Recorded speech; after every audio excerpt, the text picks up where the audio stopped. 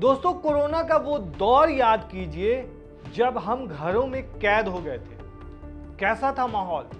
सड़कें सुनसान हो गई थी और अगर कोई एक पॉजिटिव मरीज भी पाया जाता था पूरे मोहल्ले में, पूरे कॉलोनी में, तो पूरे कॉलोनी को एक तरह से पैक कर दिया जाता था और सड़कों पर सिर्फ कुत्ते नजर आते थे और लोग एक दूसरे से मिलने से भी कतराते थे। और उसके बाद फिर मास्क का दौर आया, मतलब मास्क पहन करके लोग कहीं भी जाते आते थे। और फिर जो तस्वीरें सामने आ रही थी जिस तरीके की शमशान घाट से, मतलब कि लोग लाइन में लग करके दफनाते के लिए और जलाने के लिए एक तरह से लाइन में लग रहे थे, कोई किसी की मदद को सामने नहीं आ रहा था। क्या वो दौर फिर से लौटने वाला है?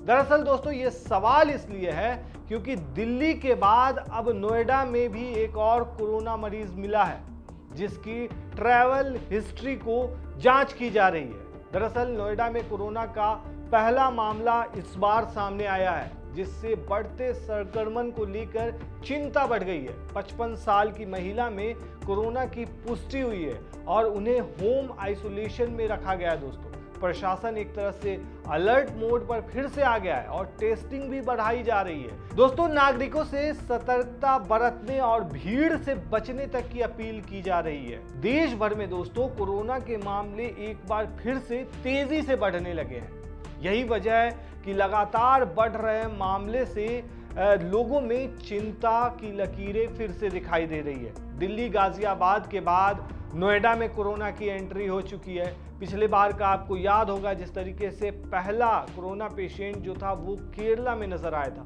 उसके बाद किस कदर कोरोना के पेशेंट बढ़ते चले गए थे और पूरा भारत एक तरह से थम सा गया था। आपको याद ही होगा क्या हालात हो गए थे। नोएडा में कोरोना की एंट्री के बाद अब गौतम बुद्ध नगर जिले में कोरोना का मामला भी देखने को आया है। दोस्तों, नोएडा के सेक्टर 110 की 55 साल की एक महिला में कोरोना वायरस की पुष्टि हुई है। महिला को हल्के लक्षण थे और उसे होम आइसोलेशन में रखा गया है। फिलहाल उसके परिवार के सदस्यों के सैंपल की भी जांच की जा रही है। जिला प्रशासन ने कहा है कि घबराने की कोई जरूरत नहीं है और टेस्टिंग की संख्या भी बढ़ाई जा रही है। शुरुआती जांच में मरीज में कोरोना के लक्षण मिले थे, जिसके बाद निजी अस्पताल की जांच रिपोर्ट में इसका खुलासा हुआ है।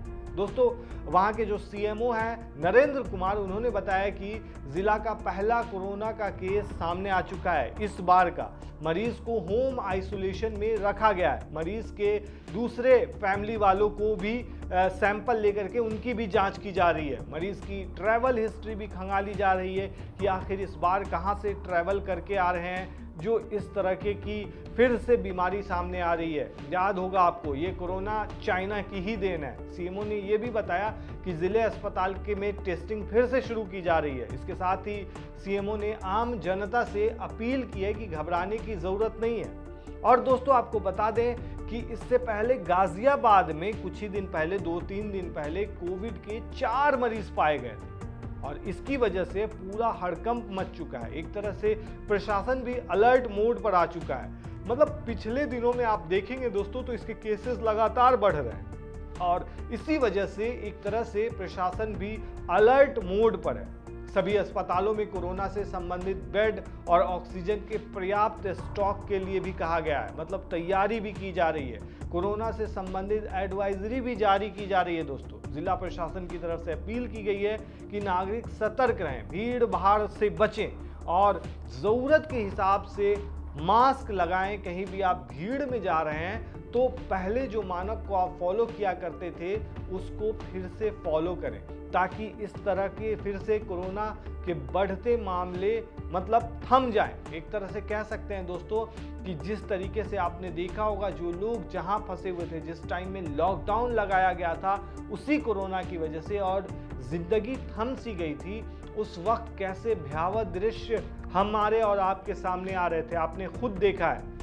और मास्क का एक तरह से प्रचलन हुआ था, कहा जा रहा था कि मास्क के बिना कहीं भी निकलना ही मुश्किल था। एक तरह से अगर आप मास्क लगा करके नहीं नजर आ रहे थे तो आप पे कार्रवाई तक की बात कही जा रही थी। तो इसलिए हम लोगों को अभी सतर्कता बरतने की ज़रूरत है और संयम रखने की ज़रूरत है और ख़ास करके जो एहतियात बरतने की चीज़ें हैं, जो एडवाइजरी जारी की गई है, उसको फॉलो करने की ज़रूरत है, तभी हम लोग इससे बच सकते हैं।